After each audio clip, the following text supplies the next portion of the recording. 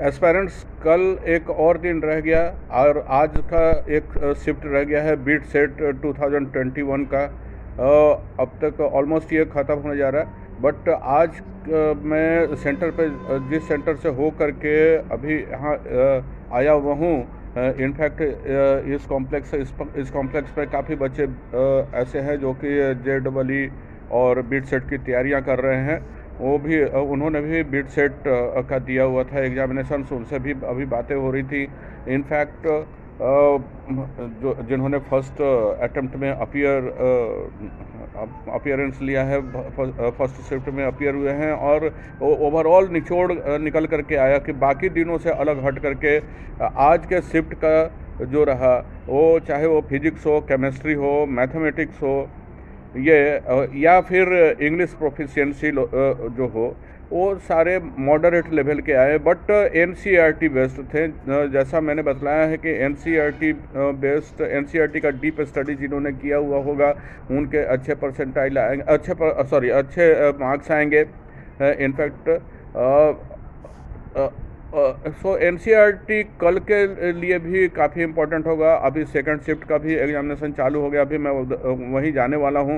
In fact second shift का भी जानकारी लेने के लिए कि कैसा हो रहा है कैसा नहीं, ताकि आपको उसका भी अपडेट दे सकूँ।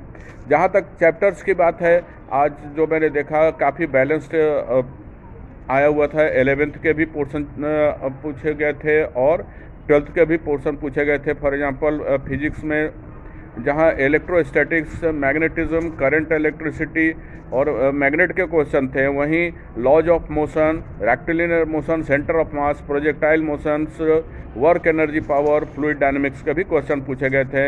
यानी कि बैलेंस्ड पेपर्स थे और मॉडरेट लेवल के पेपर थे।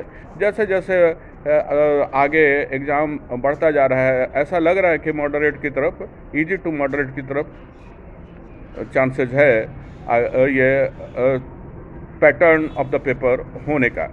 सो far as chemistry is concerned, ये भी मॉडरेट लेवल का रहा। बैलेंस्ड क्वेश्चंस थे, लेकिन चाहे वो फिजिकल के हों, इनऑर्गेनिक के हों या फिर ऑर्गेनिक के हों।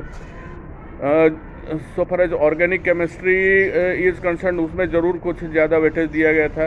और उसके साथ ही polymer, biomolecule chemistry in everyday life, carboxylic acid, ketones, amines, alcohol based questions, ये सारे पूछे गए।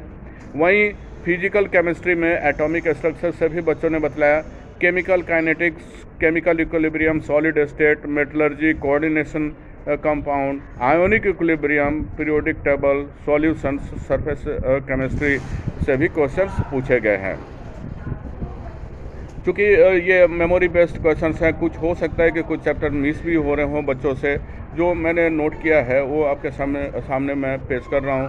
मैथ्स भी जो है वो मॉडरेट लेवल का रहा है, बैलेंस्ड क्वेश्चंस रहे हैं सारे चैप्टर्स में। कोऑर्डिनेट ज्योमेट्री से काफ़ी क्वेश्चन पूछे गए हैं, बायनोमियल थ्योरम से काफ़ी क्वेश्चन थे, quadratic equation, permutation and combination, vector algebra, इनसे काफ़ी क्वेश्चन थे। कैलकुलस से भी काफ़ी क्वेश्चन थे, डिफरेंशियल इक्वेशन, लिमिट्स वगैरह। कॉन्सेप्ट बेस्ड क्वेश्चंस काफ़ी थे, प्रोबेबिलिटी से भी क्वेश्चन काफ़ी थे। जहाँ तक इंग्लिश प्रोफिशिएंसी का सवाल है, पैसेज ठीक ठाक थे, इजी थे, करने लायक थे, बट एंटोनिम्स थोड़ा हार्डर साइड में जा रहा था, लॉजिकल रीजनिंग इजी था। तो ओवरऑल अगर बोला जाए फिजिक्स, केमिस्ट्री, मैथ्स और इंग्लिश प्रोफिशिएंसी का लेकर के, तो मॉडरेट बोल सकते हैं। और मॉडरेट क्वेश्चंस होते ही हैं इसीलिए क्योंकि उनको स्क्रीन करना है बच्चों के लिए, तो डिफ़िकल्ट क्वेश्चंस तो देंगे ही। तो आगे का आप अपना प्लानिंग उसी तरीके से करें ताकि आप जो है वो ज़्यादा अच्छे तरीके से एग्जामिनेशन दे सकें, और मॉडरेट लेवल के भी क्वेश्चंस को थोड़ा आप देखें, ताकि ये कल जिन बच्चों को देना है वो अच्छे तरीके से दे सके। So best of luck for your coming examinations. I hope you will be liking this video, and for the coming examinations also, like JEE fourth attempt, or if anybody is going to appear in advance, I wish best of luck for them also.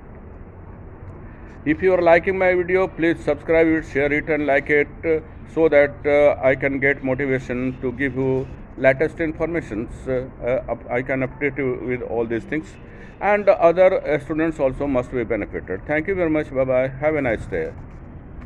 Thank you.